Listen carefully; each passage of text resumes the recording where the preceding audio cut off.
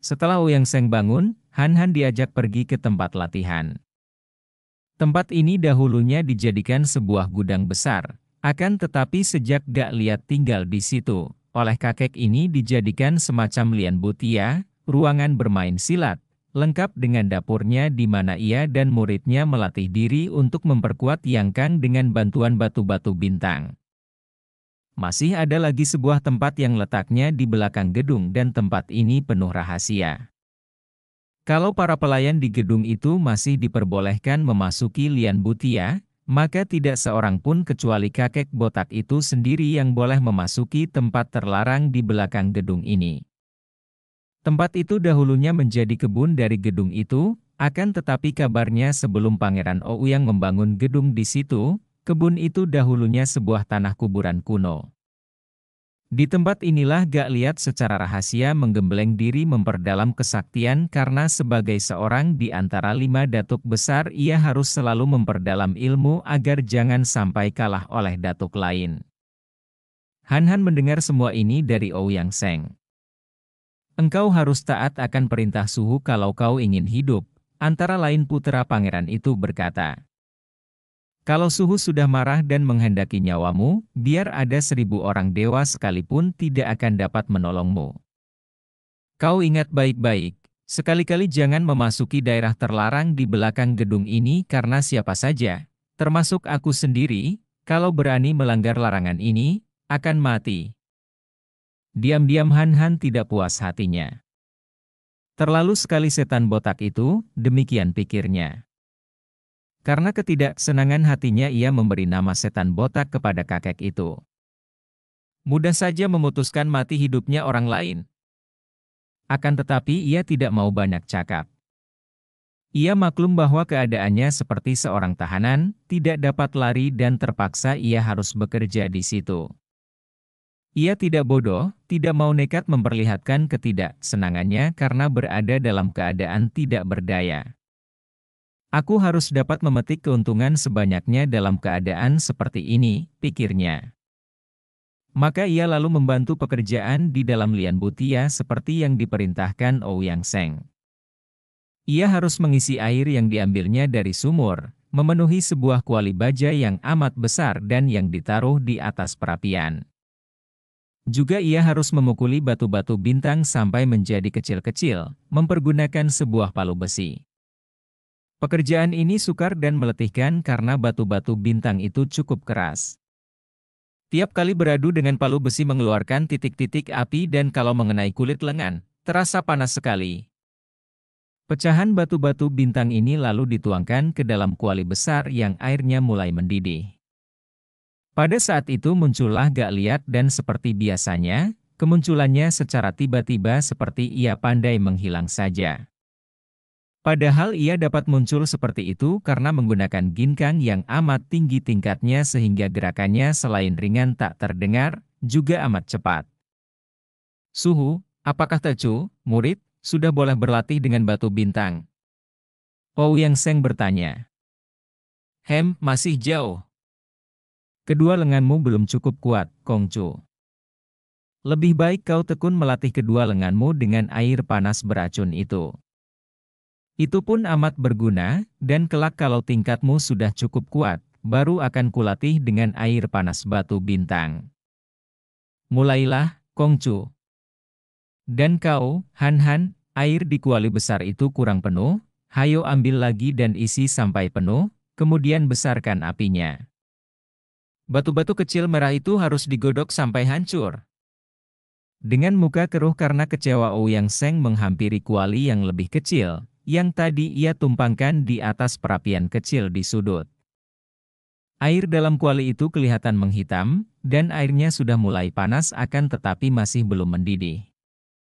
Setelah menggulung kedua lengan bajunya, Ouyang Seng memasukkan kedua tangannya ke dalam kuali air hitam, akan tetapi ia menyeringai kesakitan dan menarik kembali kedua tangannya keluar. Aduh, terlalu panas, serunya. Kongcu kurang tekun berlatih.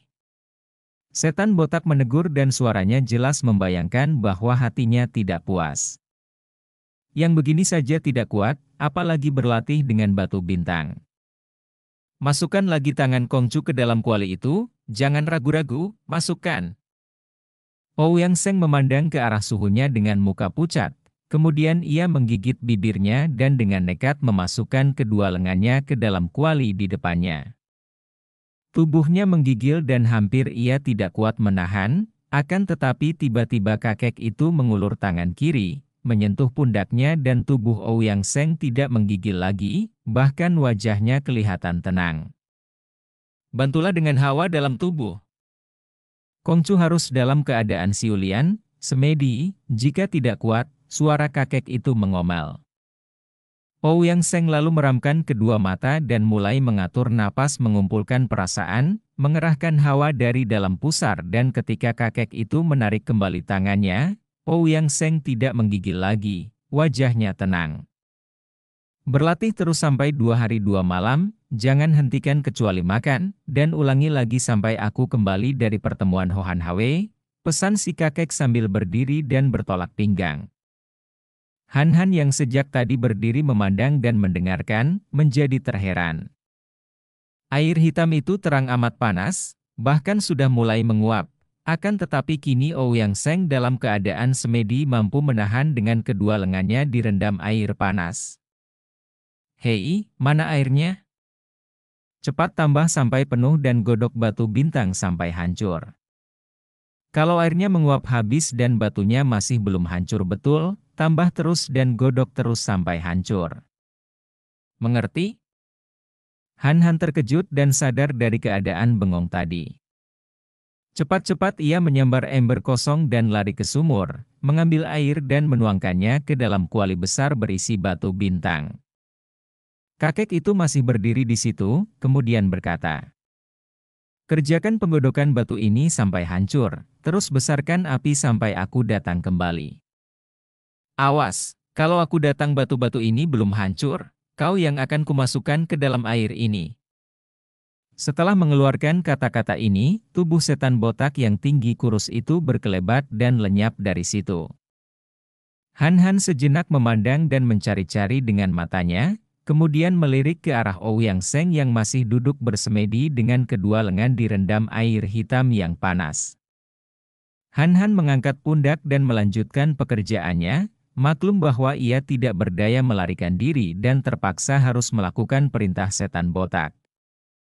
Akan tetapi betapa mendongkol hatinya ketika mendapat kenyataan bahwa batu-batu bintang itu benar-benar amat sukar dicairkan.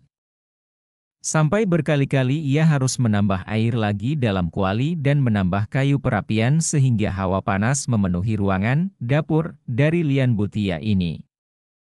Baiknya ia bekerja kepada Ouyang Seng, putra pangeran yang amat dihormat, dan diperhatikan keadaannya oleh para pelayan sehingga pada waktu-waktu tertentu tidak pernah pelayan lupa untuk mengantar minuman dan makanan.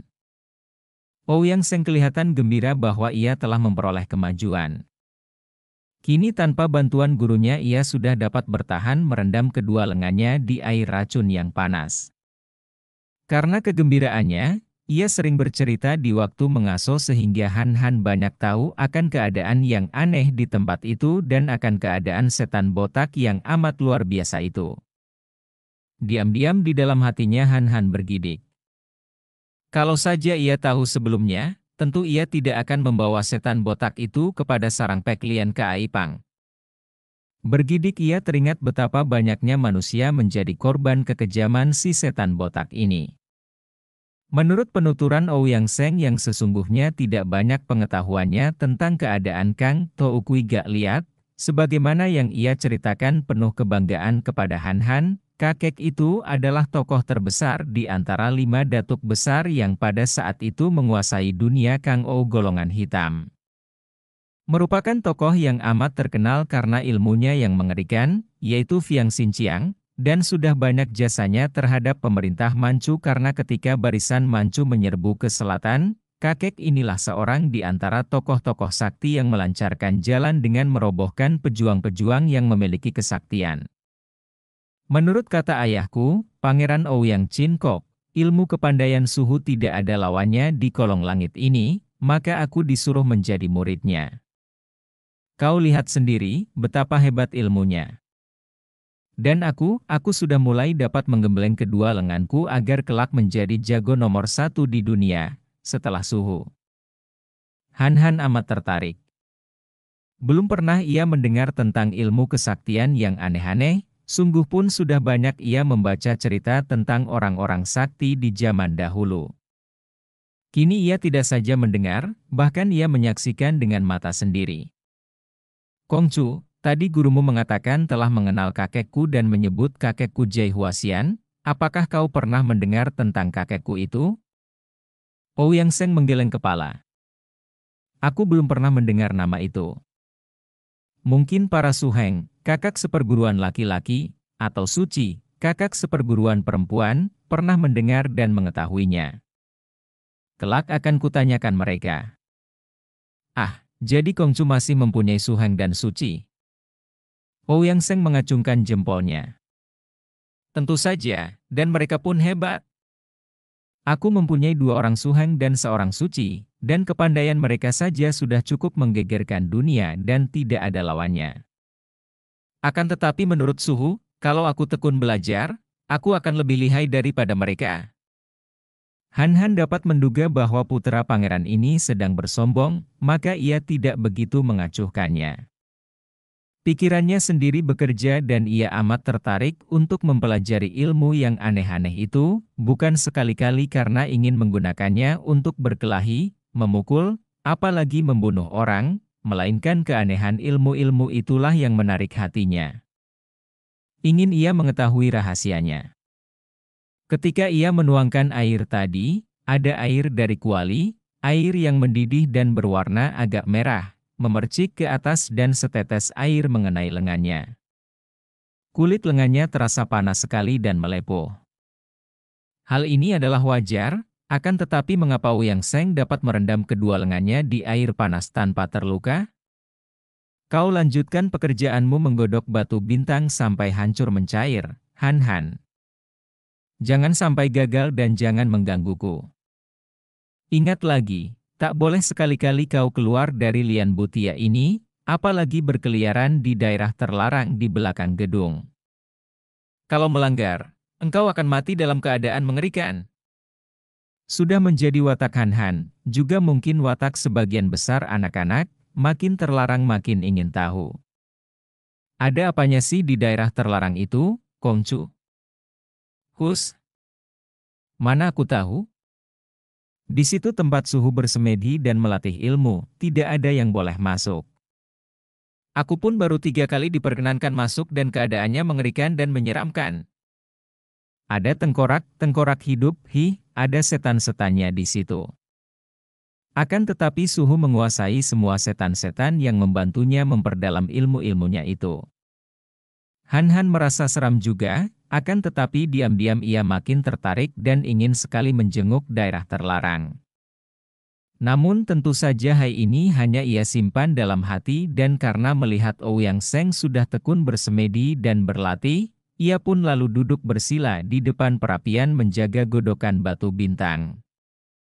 Hohan Hwe, Perkumpulan Kaum Patriot, adalah sebuah perkumpulan orang-orang gagah yang menentang pemerintah penjajah Manchu. Terdiri dari tokoh-tokoh Kang Ou yang kemudian di dunia Kang Ou sendiri dikenal dengan golongan putih atau kaum bersih sebagai tandingan dari mereka yang mendukung pemerintah penjajah yang mereka namai golongan hitam atau kaum sesat.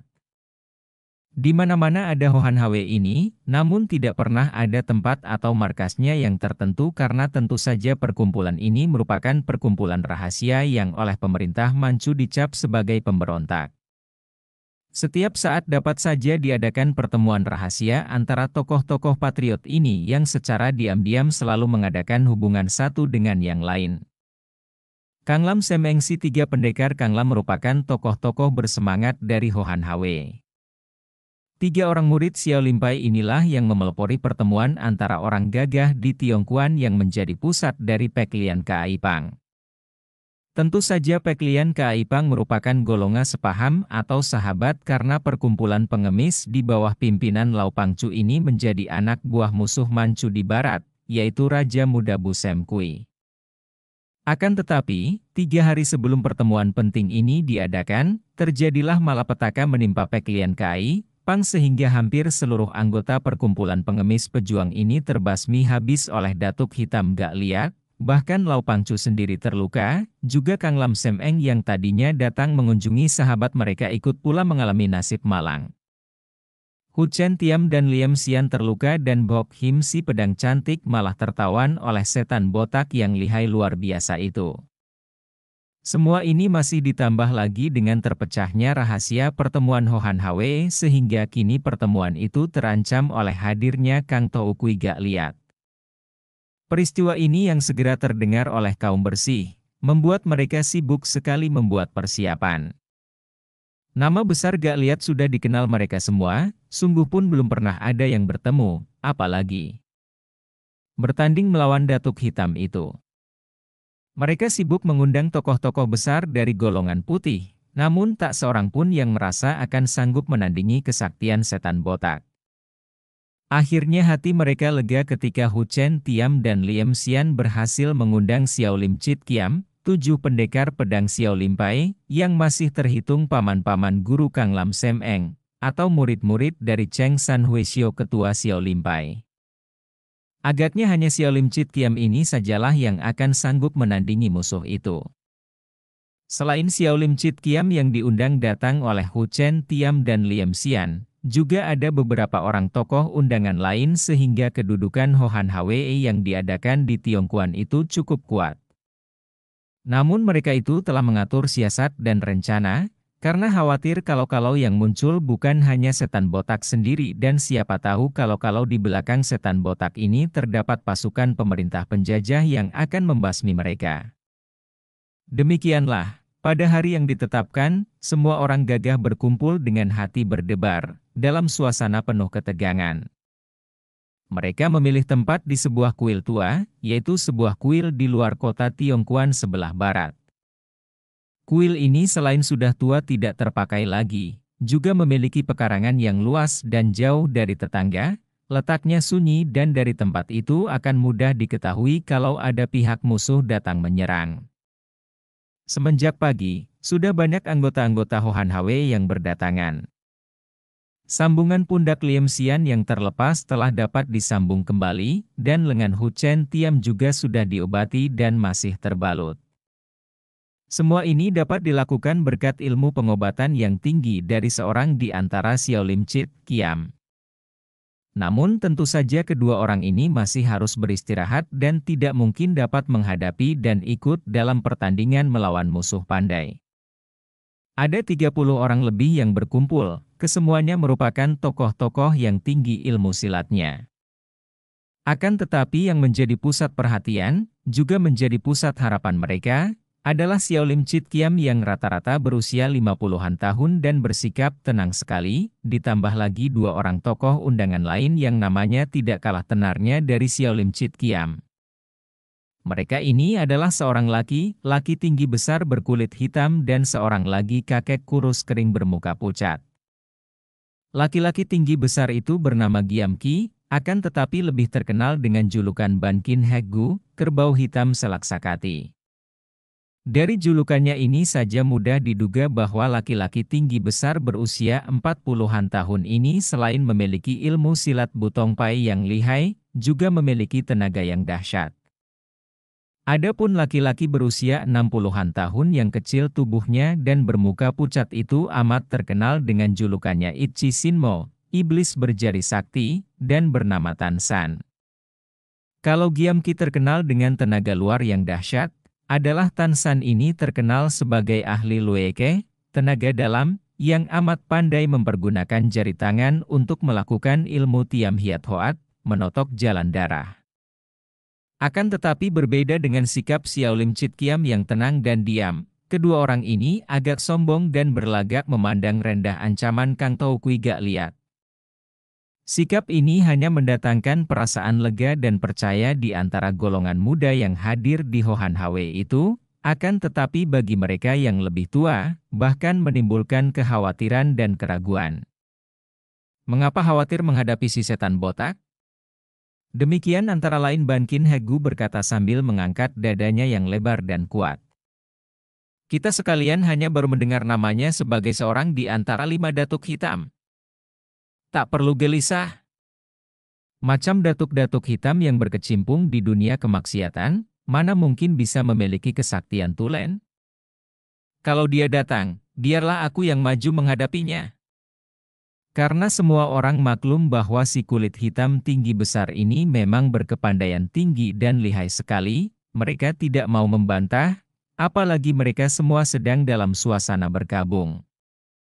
Sebuah meja sembahyang besar dipasang di tengah ruangan dan mereka tadi satu demi satu telah melakukan sembahyang untuk mengenang dan menghormat kematian teman-teman mereka, yaitu anggota-anggota Pek Lian Kaipang yang telah dibasmi oleh setan botak secara mengerikan.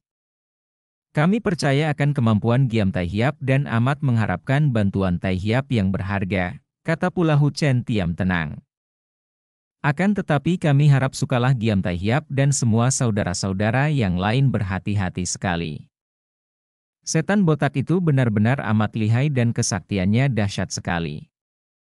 Kita telah mengatur rencana dan siasat, apabila dia datang dan tak dapat dilawan, kita harus mengandalkan tenaga bantuan ketujuh orang Susiok, paman guru, kami untuk menghadapinya. Sambil berkata demikian, Hu Chen Tiam memandang ke arah tujuh orang tokoh Xiao Limpai yang duduk diam dan sejak tadi tidak berkata-kata, hanya mendengarkan dengan sikap tenang. Seorang di antara Xiao Lim Chit Kiam yang tertua, kakek berjenggot putih panjang berpemandangan tajam dan bernama Song Kai Sin, berkata dengan suara halus dan tenang. Kami bukanlah anggota-anggota Ho, Han Hwe dan kami datang memenuhi undangan murid-murid keponakan kami hanya karena seorang keponakan perempuan kami ditawan oleh Kang Tou Kui Gak Liat. Memang Gak Liat amat keji dan jahat, sudah menjadi kewajiban kami untuk menentangnya, apalagi kalau Hok Him dia ganggu. Akan tetapi, dia amat sakti, sungguh pun kami sendiri belum pernah melawannya, namun menurut perhitungan kami, hanya kalau kami bertujuh maju bersama mungkin baru dapat menahannya. Kalau sudah terjadi demikian, hendaknya rencana diteruskan dan jangan pedulikan kami. Kami Xiao Lim Chit Kiam sekali turun tangan memenuhi kewajiban, sudah rela dan siap untuk mengorbankan nyawa untuk membersihkan dunia dari tangan kotor seorang di antara 5 datuk hitam. Setelah bicara demikian, Song Kai Sin kembali menundukkan mukanya dan bersemedi seperti 6 orang saudara seperguruannya. Ketika orang memperhatikan, kiranya 7 orang tokoh Xiao Limpai ini sejak tadi bersemedi untuk mengumpulkan tenaga dan diam-diam mereka sedang meyakinkan latihan untuk menyatukan semangat dan sinkang mereka. Untuk menghadapi seorang tokoh besar seperti setan botak, 7 orang tokoh Xiao Limpai ini yang sudah maklum akan kelihayan lawan, tanpa banyak cakap telah berlatih dan bersiap-siap. Lau Pangcu, ketua Pek Lian Kaipang yang hadir pula dalam pertemuan ini telah mendapat pengobatan pula dari lukanya di sebelah dalam tubuh akibat pukulan jarak jauh setan botak. Wajah ketua Pek Lian Kaipang ini pucat sekali dan tubuhnya masih lemah, namun semangatnya sama sekali tidaklah lemah, bahkan berkobar-kobar karena ia merasa sakit hati terhadap setan botak atas kematian hampir seluruh anggota Pek Lian Kaipang. Setelah membawa putrinya, Sin Lian, ke rumah seorang sahabatnya di Tiongkuan, menitipkan anak itu dan memesan kepada Sin Lian agar jangan keluar dari rumah, ia sebagai seorang terpenting dalam Ho Han Hwe itu lalu mengatur persiapan bersama Hu Chen Tiam dan Liam Xian. Mereka semua telah bersepakat menjalankan siasat, yaitu dengan cara apapun harus dapat mereka tewaskan si setan botak, kalau mungkin dalam pertandingan, kalau tidak mungkin, telah disediakan cara untuk membakar setan botak hidup-hidup di dalam kuil tua. Setelah semua hadir, pertemuan itu dibuka oleh Lau Pangcu yang membicarakan tentang usaha perlawanan Raja Muda Bu Sem Kui di wilayah barat untuk menentang pemerintah penjajah bangsa Manchu. Kemudian ia menceritakan pula malapetaka yang menimpa Pek Lian Kaipang dan dengan suara pilu bercampur sesal hebat ia menambahkan. Kalau saya merenungkan betapa malapetaka ini didatangkan oleh murid saya sendiri, sungguh perih sekali perasaan hatiku, tak tertahankan lagi. Lau Pangcu yang sudah tua ini menitikkan air mata. Ia merasa menyesal bukan main telah bertemu Si Han dan mengambil anak itu sebagai murid. Lebih-lebih perih rasa hatinya betapa muridnya itu membawa datang si setan botak, bahkan membawakan buntalan yang isinya 5 buah kepala pembantu-pembantunya. Kenangan ini mendatangkan kemarahan luar biasa dan biarpun lukanya masih belum sembuh benar, ia menggerakkan tangan menghantam remuk sisa arca batu di sampingnya sambil berkata, "Selama hidup aku takkan melupakan murid murtad yang bernama Sihan itu. Sekali waktu tentu akan kubalas dendam ini." Napasnya terengah dan ia menyambung, "Mohon bantuan para saudara untuk kelak menangkap murid ini dan menyerahkannya kepada saya." Setelah berkata demikian, Lau Pangcu muntahkan darah segar. Song Kaaisin, orang pertama dari Xiao Lim Chit Kiam, berkata tenang, "Lau Pangcu, seorang gagah dapat menerima segala keadaan, betapapun buruknya, dengan penuh kesabaran dan ketenangan. Keluh kesah dan kesedihan tiada gunanya, hanya akan melemahkan semangat dan badan." Kemudian ia bangkit berdiri, menghampiri Lau Pangcu dan menggunakan 2 jari tangan kirinya menotok jalan darah di punggung ketua Peklian Kaaipang yang akhirnya menjadi tenang kembali. Akan tetapi ucapan kakek ini telah membangkitkan amarah di hati para orang gagah yang hadir dan diam-diam mereka ini pun membenci Sihan. Apalagi Hu Chen Tiam dan Liam Xian, 2 orang murid Xiao Limpai itu yang menganggap bahwa hilangnya sumo mereka adalah gara-gara murid murtad itu pula. Kalau murid murtad Lau Pangcu tidak berkhianat, tentu setan botak tidak akan datang dan sumo mereka tidak akan terculik. Para anggota Hohan Hwe itu lalu saling menceritakan hasil perjuangan mereka menentang penjajah dan mengatur siasat untuk melakukan gerakan-gerakan selanjutnya. Ada yang mengusulkan agar mereka itu menculik anak-anak para pembesar Manchu sehingga selain hal ini merupakan pukulan batin bagi para pembesar penjajah, juga dapat mereka pergunakan untuk membebaskan teman-teman seperjuangan yang ditawan. Usul ini diterima, bahkan Ichi Sinmo Tansan dan Ban Kin Hek Gu Giam Ki masing-masing berjanji untuk menculik anak pembesar yang paling tinggi kekuasaannya, kalau mungkin malah akan menculik putra Raja Manchu. Kesanggupan kedua orang sakti ini tentu saja disambut gembira. Di antara mereka yang hadir dan membicarakan semua rencana perlawanan dengan bermacam cara terhadap penjajah ini, hanya Xiao Lim Chit Kiam saja yang tidak mencampuri dan mereka tetap bersemedi sambil melatih diri untuk menghadapi setan botak yang mereka tahu amatlah lihainya. Akan tetapi, sehari itu mereka menanti-nanti, setan botak belum juga tampak muncul. Menjelang senja, tiba-tiba dari luar menyambar sebatang piau beronce merah ke arah Hu Chen Tiam. Pendekar Xiao Limpai ini cepat mengulurkan tangan dan menyambar piau itu sambil berseru heran karena ia mengenal piau ini sebagai senjata rahasia sumoinya. Juga Liam Xian mengenalnya, maka pendekar kedua dari Kang Lam Sem Eng ini tubuhnya sudah melesat keluar dari kuil tua dan terdengar suaranya di luar kuil. "Sumoi."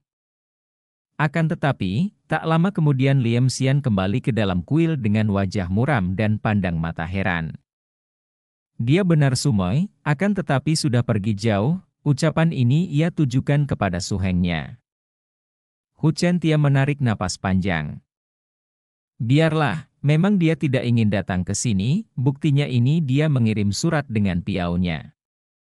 Betapapun juga, dia selamat, Sute, dan kita boleh bersyukur karenanya. Akan tetapi setelah Hu Chen Tiam membuka surat yang terikat pada piau tadi, keningnya berkerut dan ia menoleh ke arah Xiao Lim Chit Kiam yang masih bersemedi. "Susiok, Tecu persilakan membaca surat Sumoi," bisik Hu Chen Tiam kepada Song Kaaisin. Kakek ini membuka mata memandang, lalu dengan tenang mengulur tangan menerima surat dan dibacanya. Wajahnya masih tenang, namun pandang matanya mengandung sinar kilat, lalu menyerahkan surat itu kepada Hui Xiao gendut di sebelahnya, orang kedua dari Xiao Lim Chit Kiam. Hui Xiao ini menerima surat, membaca dan bibirnya bergerak, omitohut, lalu menyerahkan surat itu kepada orang ketiga. Sebentar saja surat itu beralih tangan dan Xiao Lim Chit Kiam sudah membaca semua. Yang terakhir dari ketujuh orang tokoh Xiao Limpai ini adalah seorang kakek kurus bermuka merah. Setelah membaca surat itu, bibirnya mengeluarkan suara mendesis seperti ular dan surat yang di kepalanya itu hancur menjadi bubuk ketika ia membuka kembali tangannya. Kemarahannya membuat kakek ini lupa diri dan kekuatan yang ia perlihatkan sungguh dahsyat. Mengepal hancur benda keras bukanlah hal yang amat mengagumkan, akan tetapi mengepal benda lemas seperti kertas sampai hancur membubuk, benar-benar tidaklah mudah dilakukan oleh sembarang ahli. Cite, adik ketujuh, simpan tenagamu untuk menghadapi lawan tangguh, bukan diumbar dan habis dihisap kemarahan, kata pula Song Kaisin dengan nada menegur. Orang ketujuh yang bernama Leong Kitek ini menghela napas panjang dan segera meramkan mata kembali. Apakah bunyi surat yang dikirim secara aneh oleh Bok Him itu?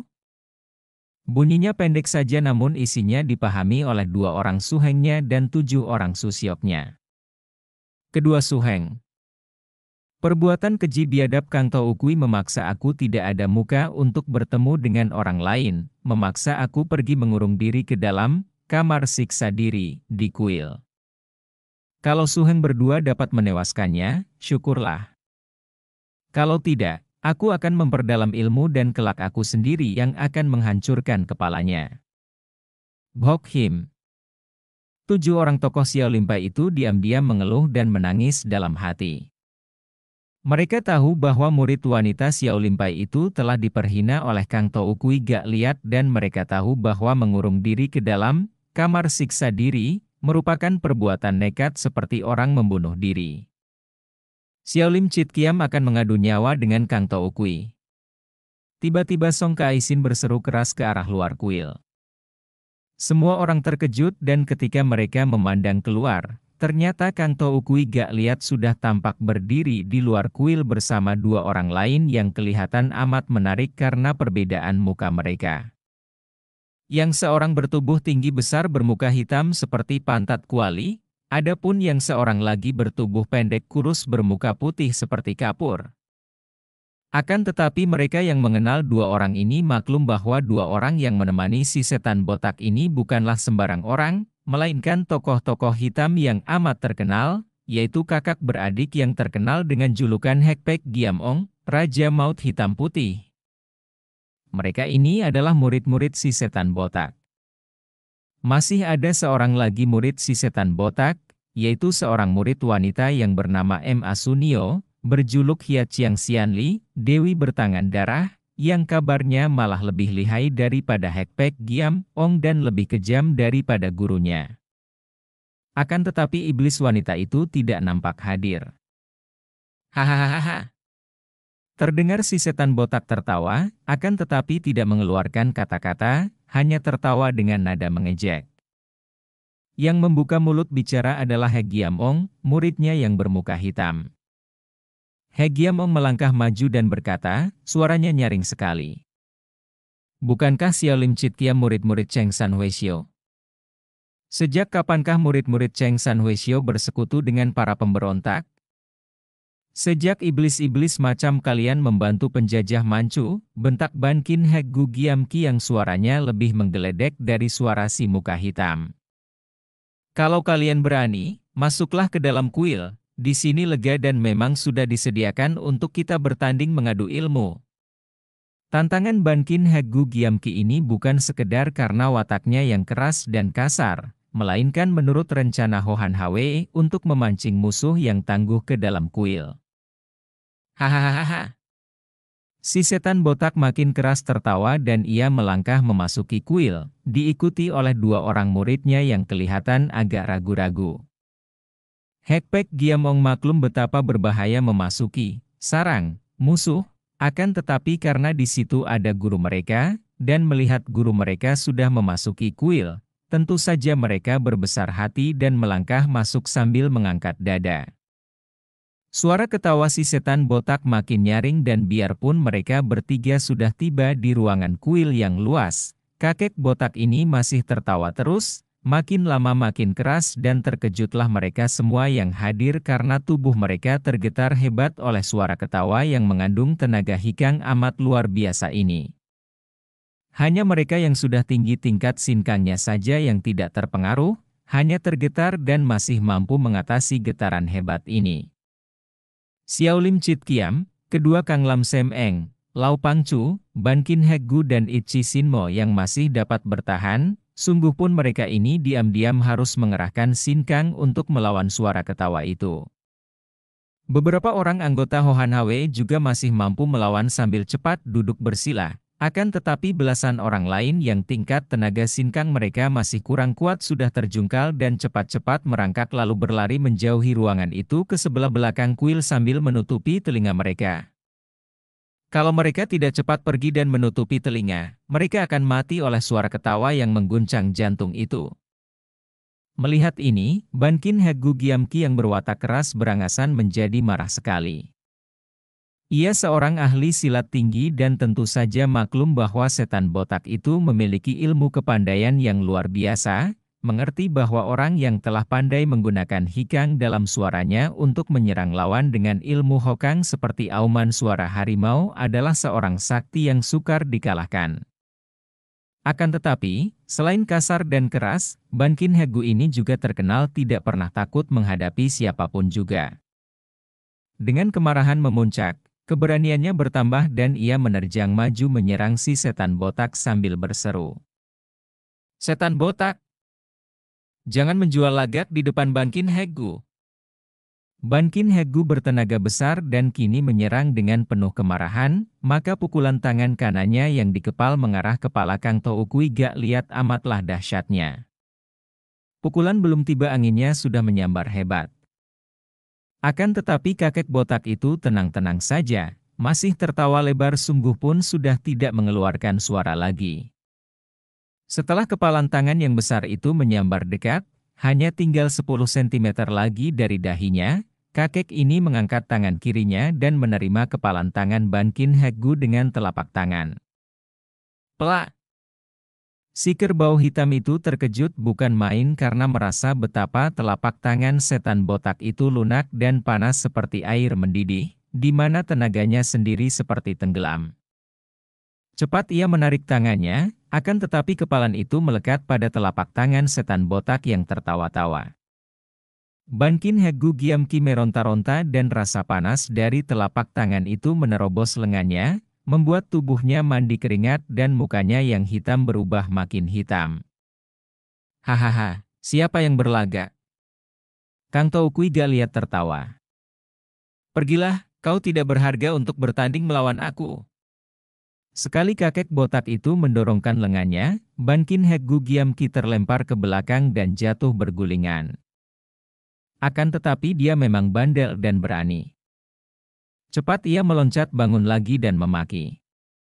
"Siluman botak! Hayo bertanding menggunakan ilmu silat, jangan menggunakan ilmu siluman. Aku masih dapat berdiri, sebelum mati aku Giam-ki tidak sudi mengaku kalah terhadapmu." Wah, sombongnya! Hek Giamong yang juga bermuka hitam dan sama tinggi besarnya dengan Giam-ki sudah melompat maju dan bertolak pinggang. "Engkau ini berjuluk kerbau hitam. Memang otakmu seperti otak kerbau. Suhuku telah berlaku lunak terhadapmu, akan tetapi kau masih banyak lagak. Kerbau macam engkau ini tidak perlu suhu yang melayaninya, cukup dengan aku yang akan mencabut nyawa kerbaumu." "Bagus.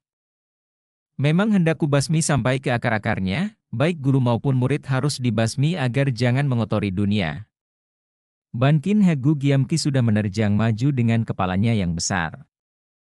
Akan tetapi sekali ini ia bertemu tanding, sama tinggi besar dan karenanya suka mempergunakan tenaga kasar. Dengan ilmu Toat Beng Ficiang, tangan api pencabut nyawa, ditambah tenaganya yang besar, dia benar amat lihai. Melihat datangnya pukulan Giam-ki, ia tidak mengelak melainkan menangkis dengan lengannya. Duh! Dua buah lengan yang besar dan kuat bertumbuk dan keduanya terpental ke belakang. Tenaga mereka seimbang, akan tetapi Hek Giamong menang dalam hal isi lengannya yang mengandung hawa panas. Giam-ki merasa betapa lengannya panas akan tetapi ia maju terus dan ternyata bahwa gerakan tubuhnya lebih cepat daripada gerakan Hek Giamong. Dengan kemenangan ini ia bisa menutup kekalahannya dalam hal ilmu pukulan Ficiang. Segera terdengar suara babik-buk dan dakduk-dakduk ketika dua orang raksasa ini saling gebuk. Mereka ini selain bertenaga besar, juga memiliki kekebalan sehingga pukulan yang tidak tepat kenanya, tidak cukup merobohkan mereka. Akan tetapi terjadi perubahan aneh pada diri Ban Kin Heggu Ciamki sehingga membuat teman-temannya yang tentu saja menjagonya menjadi heran dan juga gelisah. Kini raksasa tinggi besar hitam ini sering mempergunakan kedua tangannya bukan untuk menyerang lawan, melainkan untuk menggaruk-garuk seluruh bagian tubuhnya. Karena diseling dengan garuk sana garuk sini, pertandingan menjadi kacau karena ternyata gerakan-gerakan menggaruk ini malah membingungkan Hek Giam Ong. Raja Maut Hitam ini sudah mengirim pukulan Toat Beng Vichiang ke arah dada lawan. Ketika melihat tangan kiri Giamki bergerak menuju ke dada, Hek Giam Ong menarik kembali pukulannya karena takut lengannya dicengkeram. Akan tetapi ternyata bahwa Giamki menggerakkan tangan itu bukan untuk mencengkeram tangan lawan, melainkan untuk menggaruk-garuk keras dadanya. Kemudian Giamki berseru aneh dan membawa tangan kanannya ke atas seperti hendak menyerang dari bagian atas. Melihat ini Hek Giam Ong cepat mengelak, akan tetapi kembali ia kecelik karena tangan kanan yang bergerak ke atas itu kini menggaruk-garuk kepala. Kejadian-kejadian ini aneh dan lucu sekali, juga menegangkan dan mendatangkan kekecewaan bagi para teman kedua pihak. Hek Giam Ong menjadi marah, merasa seolah-olah ia dipermainkan, maka ia menerjang lagi dengan gerakan dahsyat. Giamki yang diam-diam mengeluh di hatinya karena secara tiba-tiba tubuhnya diserang penyakit gatal yang tak tertahankan, cepat menangkis dan kembali pertemuan dua lengan yang kuat itu membuat mereka terpental mundur. Giamki meloncat maju lagi, kini menggerakkan tangan kiri ke atas. Hek Giam Ong meragu. Tangan itu hendak memukul ataukah hendak garuk-garuk? Akan tetapi ia tidak mau menanggung resiko dan cepat menggerakkan kedua tangan ke atas, maksudnya kalau lawan memukul benar-benar, ia akan menangkap lengan itu dan akan mematahkannya, kalau hanya garuk-garuk, ia akan mencengkeram kepala lawan. Dan ternyata tangan kiri Giamki itu kembali hanya menggaruk kepala, akan tetapi kepalan kanannya sudah menonjok ke depan. Gerakan ini sama sekali tidak tersangka oleh Hek Giam Ong sehingga dadanya tertonjok. Bu! Tubuh Hek Giam Ong terjengkang dan bergulingan di atas tanah. Dadanya ampek, napasnya sesak dan setelah terbatuk-batuk, barulah ia meloncat bangun dan menghadapi lawannya dengan mata merah. Akan tetapi Giamki tidak peduli dan masih terus garuk-garuk. Kau masih belum mampus, bentaknya dan kembali ia menerjang. Memang gerakan Giamki lebih cekatan daripada Hek Giam Ong. Kembali tangan Giamki diangkat ke atas. Hek Giam Ong mengejek dengan dengusan marah. Ia tidak mau ditipu lagi dan tahu bahwa lawannya yang agaknya mempunyai penyakit kudis ini tentu mengangkat tangan untuk menggaruk kepala yang gatal. Maka ia pun tidak mau mengelak, bahkan cepat melangkah maju dan menonjok dada Giamki. Bu! Des! Dua tubuh yang tinggi besar itu terjengkang dan Ban Kin Heggu Giamki roboh ke lenger, pingsan, karena tertonjok dadanya sehingga napasnya menjadi sesak. Akan tetapi di lain pihak Hek Giam Ong tadi pun kecelik karena sekali ini Giamki mengangkat tangan bukan untuk garuk-garuk lagi melainkan untuk memukul sehingga dalam saat yang bersamaan, Giamki berhasil menghantam pangkal leher Hek Giam Ong dengan tangan miring. Robohlah Hek Giam Ong dan tidak bergerak-gerak karena ia pun telah semaput, pingsan. Hek Giam Ong sudah menyambar tubuh kakaknya dan ia merasa lega bahwa kakaknya tidak terluka parah, hanya terguncang oleh kerasnya pukulan. Di lain pihak, para anggota Hohan Hwe telah mengangkat tubuh Ban Kin Heggu, dipimpin oleh Lau Pangcu. Atas isyarat Song Ka-isin orang pertama Xiao Lim Chit Kiang, tubuh Giamki yang pingsan itu dibawa mendekat. Song Ka-isin cepat memeriksa dan ia menghela napas panjang. Untung, kata tokoh Xiao Lim Pai ini. Tadinya ia keracunan maka ketika bertanding terus diganggu rasa gatal-gatal di tubuhnya. Tentu ia terkena racun ketika beradu tangan dengan iblis tua itu. Baiknya pukulan Hek Giamong tadi pun mengandung hawa panas dan pukulan ini malah membuyarkan pengaruh racun di tubuhnya sehingga nyawanya tertolong. Pek Giamong yang marah menyaksikan saudaranya terluka, kini melangkah maju dengan sikap menantang. Akan tetapi ia dibentak gurunya, "Mundurlah." Bagaikan seekor anjing dipecut, Pek Giamong mundur dan kembali ia merawat kakaknya. Kini Kang Tou Kui gak liat melangkah maju, menyapu semua anggota Hohan Hwe dengan pandang mata yang membuat mereka itu merasa seram, kemudian sambil tersenyum lebar si setan botak ini berkata, "Aku sudah datang. Siapa di antara anggota Hohan Hwe yang ternyata hanyalah segerombolan pemberontak ingin menyusul para anggota Pek Lian Kai Pang?" Suaranya penuh ejekan. Akan tetapi matanya menatap ke arah Xiao Lim Chit Kiam karena hanya tokoh-tokoh Xiao Lim Pai ini sajalah yang dipandang cukup berharga untuk menjadi lawannya. Ichi Sinmo Tansan biarpun tubuhnya kecil namun hatinya besar. Ia maklum akan kelihayan kakek botak ini, namun ia merasa tidak puas kalau ia tidak turun tangan. Kalah atau mati sekalipun bukan apa-apa bagi seorang patriot. Akan tetapi sungguh hina dan rendah kalau dianggap takut bertemu dengan lawan tangguh. Kang Tou Kui, engkau bukan saja seorang datuk hitam yang jahat, juga sekarang malah menjadi pengkhianat bangsa. Aku Ichi Sinmo Tansan tidak takut kepadamu, jagalah seranganku ini. Gerakan Ichi Sinmo Tansan cepat sekali, jauh lebih cepat daripada gerakan Ban Kin Hek Gu Giam Ki. Tubuhnya melesat ke depan dan kedua tangannya digerakkan untuk menyerang dengan totokan-totokan maut. Si setan botak tertawa-tawa dan hanya tampak ia menggoyang-goyangkan tubuhnya akan tetapi aneh, semua totokan Ichi Sinmo tidak ada satupun yang menyentuh kulitnya. Sut-sut-sut cet-cet. Cepat sekali Ichi Sinmo Tansan melanjutkan totokan-totokannya secara bertubi-tubi, tubuhnya berloncatan mencari posisi yang baik. Namun, tak pernah ia mampu mengenai tubuh lawan biarpun kecepatan gerakannya membuat ia berada di belakang tubuh si setan botak.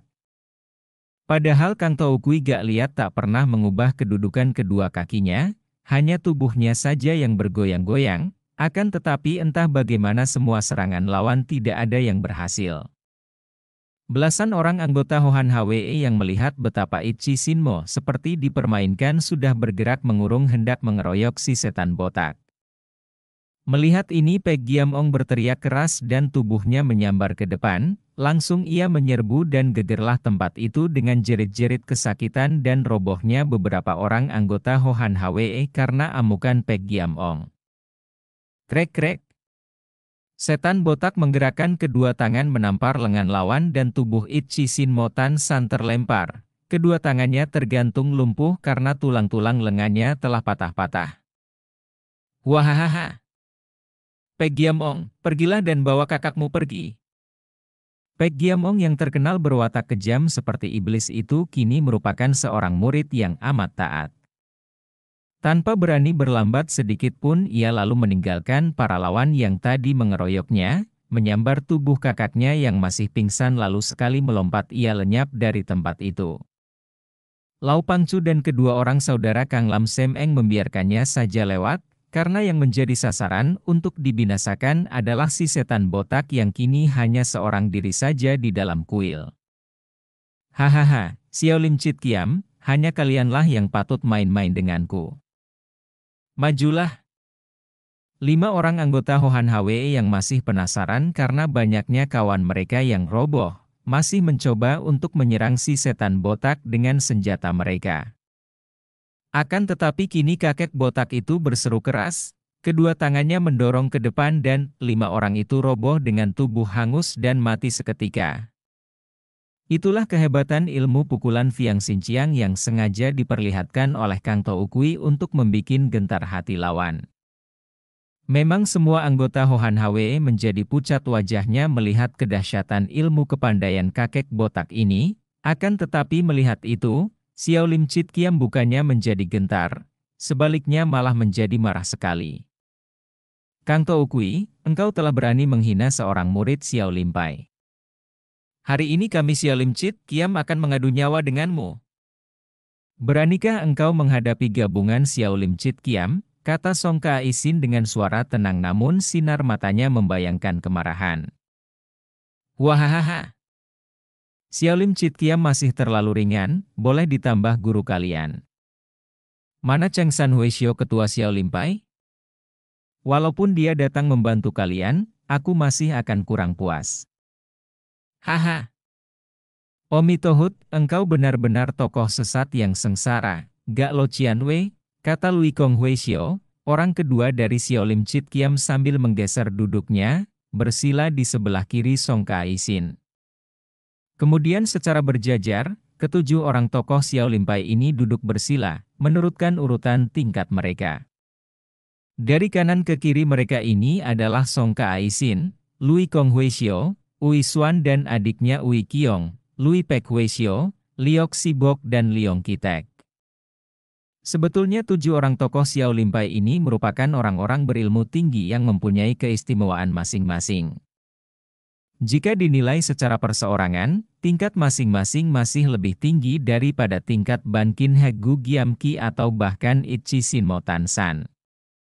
Akan tetapi, sekali ini, menghadapi seorang di antara 5 datuk besar, yaitu Kang Tou Kui Gak Liat yang amat terkenal di antara golongan sesat sebagai seorang yang memiliki kesaktian luar biasa, ketujuh orang tokoh Xiao Lim Pai ini tidak berani berlaku sembrono, tidak berani memandang rendah dan karenanya mereka lalu bergabung untuk mengeluarkan ilmu gabungan mereka yang paling ampuh, yaitu ilmu pedang Chit Seng, Sin Kiam yang secara khusus digubah oleh Cheng San Huaishio ketua Xiao Lim Pai, untuk diajarkan kepada 7 orang muridnya.